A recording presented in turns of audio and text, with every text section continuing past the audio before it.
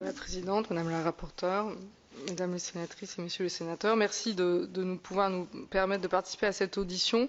Évidemment, les tensions et les ruptures de médicaments en oncologie sont un sujet de préoccupation majeur pour Unicancer qui représente les centres de lutte contre le cancer, mais évidemment pour aussi les associations qui représentent les patients.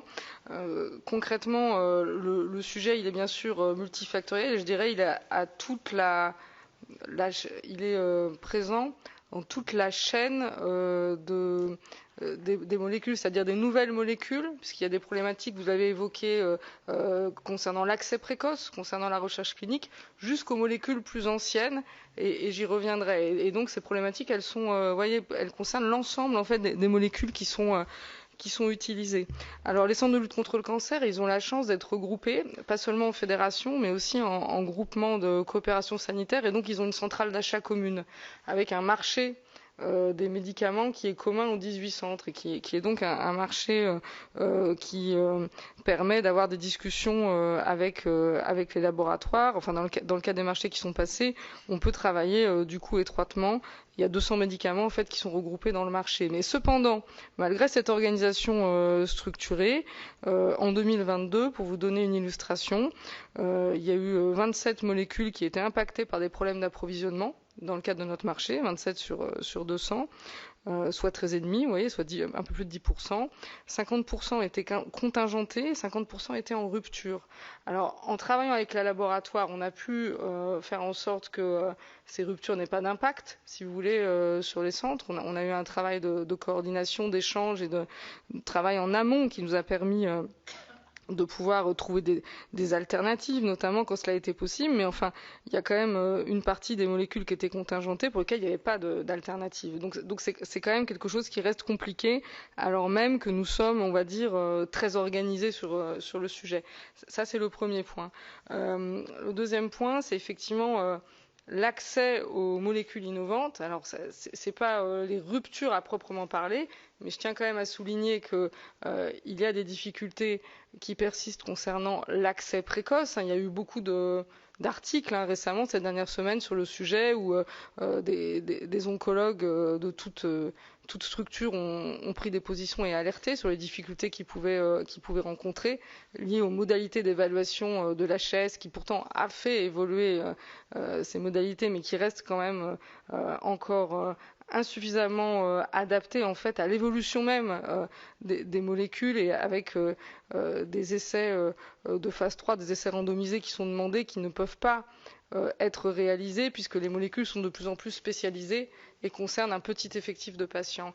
Et donc nous, on plaide vraiment sur l'utilisation des données de vie réelles. Ça avait été évoqué dans le cadre du CSIS, et ça, c'est quand même un sujet très important, parce que là, on parle même de l'accès à des molécules innovantes. Et puis il y a un troisième problème, je dirais. Alors, on a quand même des propositions, mais ça, je pense qu'on reviendra dans le cadre des échanges.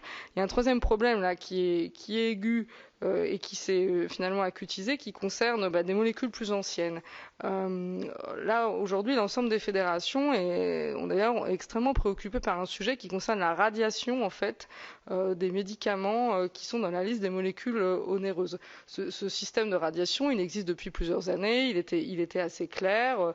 Concrètement, si les prix des molécules onéreuses étaient inférieurs à 30% du tarif du séjour, ces molécules n'étaient plus dans la liste des molécules onéreuses, mais basculaient dans le tarif du séjour qui était augmenté et sortait de la liste des molécules onéreuses. Il y avait donc un mécanisme financier qui était clair. Et là, dans le cadre de la loi de financement de la sécurité sociale 2023, il y a eu une liste de molécules qui a été produite, qui concernait beaucoup des anticancéreux, et il nous a été annoncé en février que eh bien, non seulement ces molécules étaient radiées, mais qu'il n'y aurait pas de mécanisme financier qui serait prévu pour pouvoir les financer pour les établissements. Donc l'ensemble des fédérations s'est ému de ce sujet, et on a eu des discussions ces derniers jours, et là on nous a annoncé qu'on aurait un mécanisme financier compensatoire, mais seulement pour 1 an. Et en fait, ça concerne quand même les molécules onéreuses qui sont utilisées pour les chimiothérapies en HAD. et puis aussi des molécules qui sont utilisées en hématologie. Et j'attire quand même l'attention sur le fait que c'est pas, ça a un risque, ça peut entraîner en plus un risque de restriction de l'accès aux molécules. Et en plus, c'est quand même paradoxal puisque c'est des molécules dont le prix justement est relativement bas. Et comme il n'y a pas de mécanisme financier qui est prévu, il y a un risque finalement que ces molécules soient moins prescrites par un certain nombre de structures. Donc là, il y a un vrai problème parce que ce mécanisme tel qu'il est prévu à présent en 2023 risque de générer de nouvelles pénuries, de nouvelles problématiques d'accès.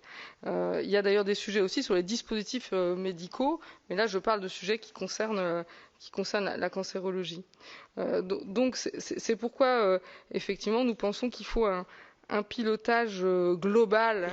Excusez-nous, on n'a pas tout à fait compris l'histoire des molécules onéreuses. Alors, la liste. C'est vrai que c'est technique. Qu'est-ce que ça implique la liste? Voilà. Vous avez dit onéreuses, après vous avez dit elles sont pas suffisantes. Et après il faut une compensation financière alors qu'elles coûtent moins cher par définition. Je vous explique le sujet. Il y a des critères pour déterminer quelles sont les molécules qui sont les plus chères, onéreuses et qui ne sont pas les plus chères. Voilà. Le critère qui fait qu'on radie, ça c'est depuis plusieurs années, les molécules de la liste, c'est quand on détermine qu'elles sont que leur coût est inférieur à 30% du coût du séjour. Et la conséquence du fait qu'elles soient radiées de la liste, c'est quoi? Alors, jusqu'à présent, ces dernières années, quand elles étaient radiées de la liste, il y avait un financement qui était prévu, puisque le tarif du séjour, vous voyez par exemple, vous avez un séjour, on est en tarification à l'activité encore. Oui. Normalement, il y a le tarif d'un séjour plus une molécule onéreuse. Si vous radiez la molécule de la liste, parce qu'elle est inférieure à 30% du coût du séjour, le séjour... Elle n'est pas remboursée en plus. Le séjour, jusqu'à présent, était majoré. C'est-à-dire c'est ça qu'on a comme info. Et là, ce n'est plus le cas. Donc en fait, on radie de manière très sèche en février quand même 2023, pour une année 2023, des molécules sans donner de moyens financiers compensatoires aux établissements pour les financer. Donc pour l'établissement, ça le met en difficulté financière. Exactement. Parce qu'il a un manque de recettes. Exactement. Et pour des structures, par exemple, comme des HAD, encore pour les centres de lutte contre le cancer, c'est pas la même. Mais quand même, c'est des choses qui peuvent représenter 1 million d'euros par an pour un établissement, par exemple. Et en fait, du coup, il n'y a pas toujours de substitut. On ne peut pas forcément trouver de substitut. Et j'attire quand même l'attention que ça n'incite pas forcément à diminuer les prix, puisque effectivement, quand on diminue les prix, après, pour les labos, le médicament n'est plus dans la liste des molécules onéreuses. Et donc, cela est une problématique nouvelle, je dirais, puisque là, du coup, suite à notre intervention, ce qui a été décidé, c'est qu'il y aurait un financement en dotation aide à la contractualisation, mais non pérenne, transitoire pour 1 an. Ce qui ne laisse pas place à de solutions très claires 1 an après. Et cela, en fait, je pense, est générateur de nouvelles problématiques.